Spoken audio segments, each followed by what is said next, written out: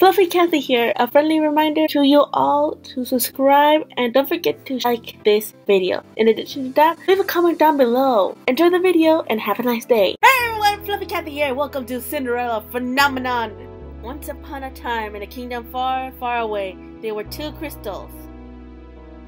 One was the Crystalium Lucis, protected by the ruler of the fairies. The other was the Crystalium Tenberum, which was watched over by the high leader of the witches. The Lucius was sustained by love, happiness, and joy. The Tenberum by fear, anger, and hatred. The fairies and witches lived in harmony with the humans of the kingdom. They regulated the power of the crystals in order to maintain balance between darkness and light. For there can be no joy without sadness, no courage without fear. The kingdom was at peace for a time. Then one day, a traveling bard decided to write stories, tales of the magic and wonders of the kingdom. He named these stories fairy tales. In fairy tales, the light always emerged victorious and true love was a usual reward. The fairy tale spread farther than could have been predicted. The humans of the kingdoms began to believe that fairy tales were true, and that the magic of the witches was inherently wicked and cruel. The witches became hated and feared. Eventually, they were hunted like animals. The witch hunt. The high leader of the witches, in all of her anger, created the fairy tale curse. You think we are wicked? So be it. Just as you have taken our happily ever after, we shall take yours. The witch used the fairy tale curse to attack humans indiscriminately, ultimately throwing the kingdom into chaos and darkness. The ruler of the fairies, the Lucius Bearer, sought to regain peace, but the witches were blinded by their hatred for humans who were responsible for the witches' genocide. A terrible war, the Great War, began. Eventually, the Tenberum Bearer, the high leader of the witches, was finally defeated. The Tenberum was lost, peace was restored, and light once again triumphed. But darkness can never fully disappear. It waits in the shadows, patient for when its time will inevitably return. Sign here. I'm actually gonna do something very interesting, everyone. You guys only know me by Cathy, right? Well, will you believe me that Cathy is actually short for something?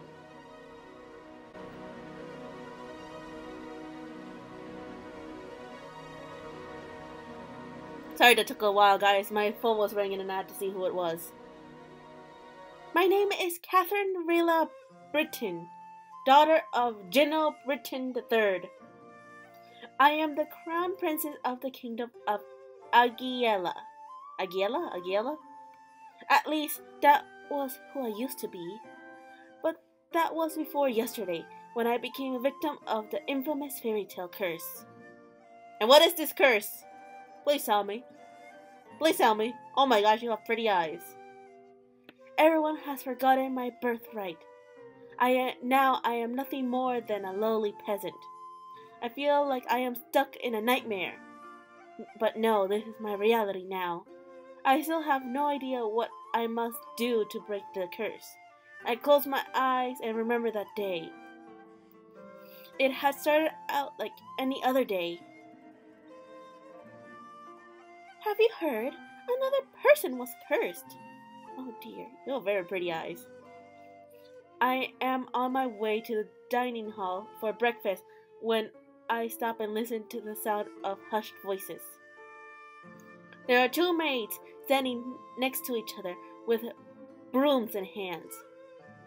Those two are slacking off again. That's terrible. What fairy tale curse was it? They say it was Pinocchio. Pinocchio? The fairy tale with the lying boy whose nose grows longer? That's awful! You know, more and more people have been getting cursed lately. You think those wicked witches are up to something again. I thought the fairy tale curses would stop after you-know-who was defeated. Voldemort? You two were hired to work, not talk. We're sorry, Your Highness.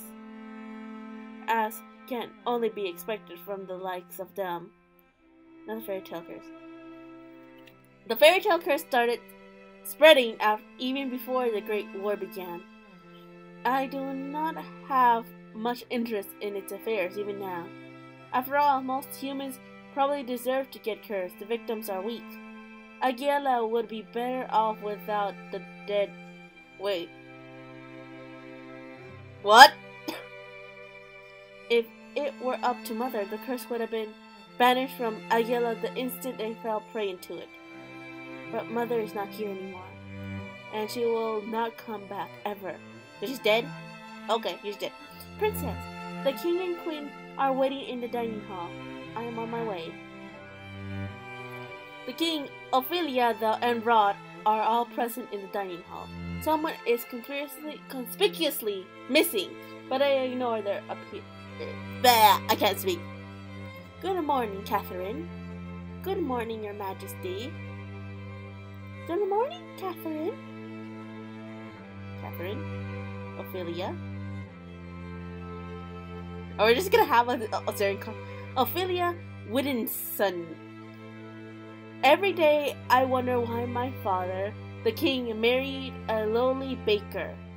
She could never be a true queen, for she pales in comparison to Mother. I take my seat next to the king, then look up at the person sitting opposite me. I can't talk. Is that the brother? Yeah, stepbrother. Rod Benedict Whittinson. I cannot speak for the life of me. My stepbrother is bored and quiet as usual. He is 2 years my junior and is the younger of Ophelia's children. Wait, does that mean there's another one? He is mute and uses a plush bunny to voice his thoughts. It was apparently given to him by a fairy. He minds his own business and is easy to deal with. But his older sister, my eyes go to the empty seat beside him. She is probably the most infuriating person I have ever had the displeasure of knowing. Oh dear. She's here. Hold on, let me give her the best voice. Let's give her the, what was her name? I'm so sorry I'm late. I was reading and forgot the time. And here she is. Good morning, dear father, mother. Good morning, Rod. And good morning to you, too, Catherine. It's a beautiful morning, isn't it? Ah, beautiful morning for you to go take a long walk. Ugh.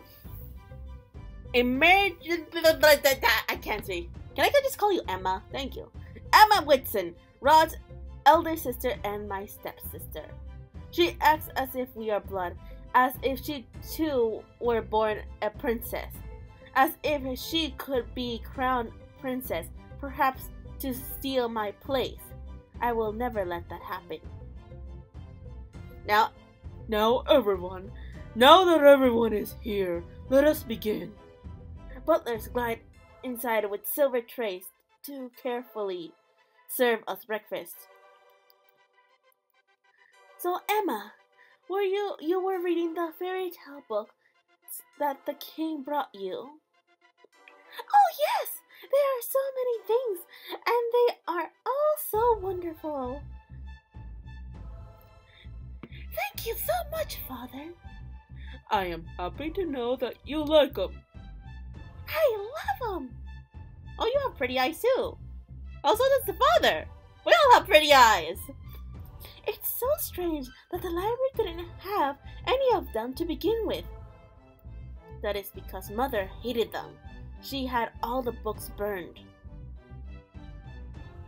But why? They are such charming stories.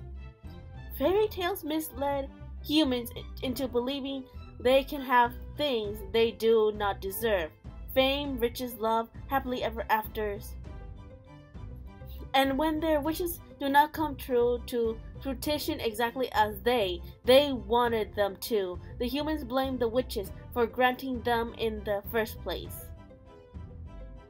What are you implying about the witches, Catherine? The atmosphere stiffens, the air in the room growing heavy. I continue to eat. Perhaps witches are not responsible for the evil in this world. Perhaps humans are the cause of their own downfall. Have you any idea what you're talking about, child? I do, because I'm smart. Even though I'm smug, I'm smart, okay, Dad? Witches have caused nothing but pain and suffering to this kingdom. Even now, they still spread the fairy tale curse to our innocent subjects. The truth is, I know very little about the time the witches had free reign over Agiela. I was very young then, and Mother forbade me to leave the palace, sometimes even my room. I know nothing of the people's supposed pain and suffering. Mother kept me away from everyone, and so I cannot bring myself to care. How do you know that the curse are innocent? Our people have been toiling day and night to repel Agiela after the Great War. Our people are the kingdom's foundation, and I am endlessly grateful for their determination and resolve. Every day I wonder what your mother taught you about. Leave Mother out of this. Dear, please. Catherine, darling, your father didn't mean to. I am not one of your children, Ophelia. I do not need your sympathy. Catherine, you will show your mother respect. She is not my mother. I set down my fork and knife and stand up. I am done. Excuse me. Graceful exit. Graceful exit. My father and I have never got on, but our relationship has significantly worsened since he married the baker. My father, the king. It has been 17 years and I have never felt any love from him. He treats Emma and Rod, who only entered our lives 1 year ago, like his own children, better than he has ever treated me. This has been my life ever since Mother passed away 4 years ago.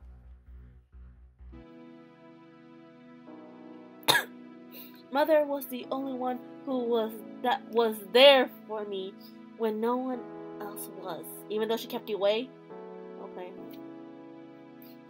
If it wasn't for the accident during the Great War, she would still be here. Why the sour face so early in the morning, Princess? Who said that? Oh, hey, it's you! Who are you? Let me guess.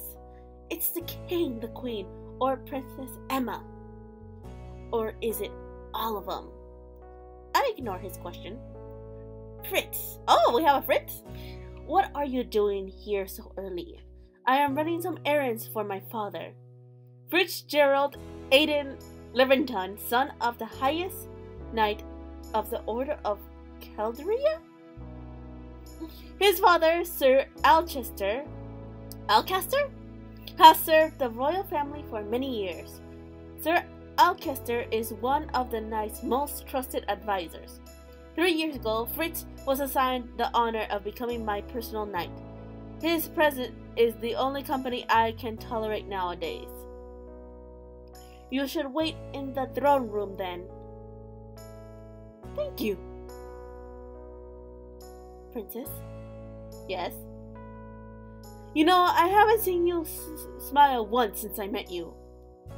Why is that of any importance? Still, I do hope to see you smile one day, Princess. And your dreams! Seriously, that's like the only place I'll ever smile. Well, I won't take up any more of your time. I'll see you there at 10. 10? Don't tell me you've forgotten. Forgotten about what?